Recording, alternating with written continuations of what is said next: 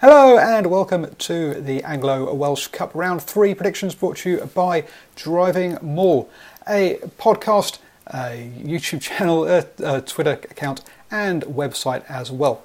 I'm Paul and YouTube have gone and changed the rules on me, so I need 1,000 subscribers to maintain my partnership level. So please click up here on the face and give me and subscribe to the channel. So let's get into those predictions in one of the least loved competitions around. First up, Gloucester host Ospreys. And I think at home, even though Ospreys have been showing themselves to be much better, I think Gloucester are going to take this one. They really do need to win this game, otherwise they're going to struggle to catch Bath probably to qualify out of their group. Only the group winners qualify, remember. And also remember that teams don't play each other in the same group, so you can't take points off the opposition. So Gloucester really do need a win in that one. Sale Sharks then host Northampton Saints. Saints, another side that's showing a bit of revitalised form, but Sale Sharks at home are a very difficult side to beat. Now, true, in this competition we aren't seeing the full strength sides being turned out, but Sale have won their two opening games, and even though they've won those two opening games, they sit third in their group, as Exeter Chiefs and Harlequins have both won their opening two games as well, but they won with try bonus points. So Northampton Saints are the only team to have won top of their group, having only won one game, mind you. And you've got to say, I think here that they're going to lose out yet again. Bath then hosts Newcastle Falcons, and this is one that I think would go with the home side. Both these teams have won both their opening games. However, Bath have just been scraping them with just a points difference of 6 points. Whereas Newcastle Falcons have got a points difference of 69 points. At home, I would back Newcastle to win this one. On the road, though, I'm not so convinced, and so I'm going to back Bath by 3, so not with much confidence. Harlequins host Scarlets, and Scarlets, obviously, a team have just done some wonderful things in Europe, and with a lot of positivity around them. However, they lost their opening two games with a points difference of minus 45.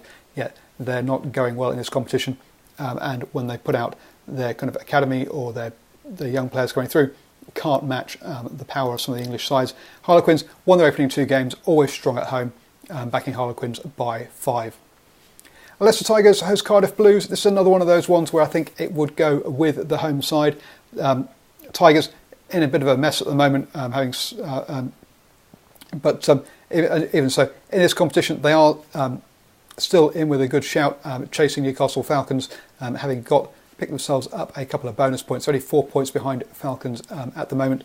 The Cardiff Blues also, on the other hand, aren't in with the shout this really, having lost their opening two games with no bonus points. So yeah, I think Leicester Tigers by 5 at home.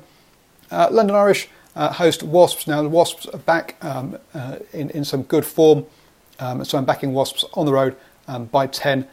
Just like in other competitions, or just like in the Premiership, Irish are struggling in here, having lost both their opening two games. And we then go on to Saracens versus Dragons. Let's say Saracens at home are going to be too much for Dragons. I'm backing Saracens by 10.